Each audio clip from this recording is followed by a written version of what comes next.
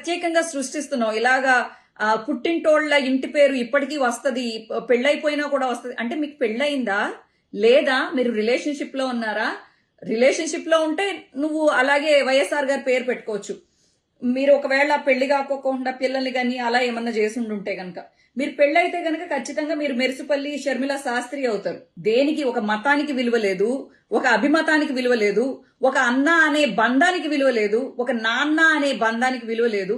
ఎంతసేపు ఇప్పుడు మీరు ఇదేంటి రాజశేఖర రెడ్డి గారికి బద్ద శత్రువైన చంద్రబాబుని పొగుడుతూ, అదే పొగుడుతూ అంటే ఇండైరెక్ట్ గా మీరు పొగడట్లేదు కానీ మీరు చేసేదంతా వెనకాల కృషి అంతా చంద్రబాబుని గెలిపించడానికి అనేది ఆంధ్ర ప్రజలకి క్లియర్ గా తెలుసక్క. నీ నంగి నాటకాలు పుంగి పగిలేదాకా ఆంధ్ర ప్రజలు నీకు తొందరలోనే బుద్ధి చెప్తారని చెప్పేసి వార్నింగ్ కాదక్క, జరిగేది నీ భవిష్యత్తు ఇదే.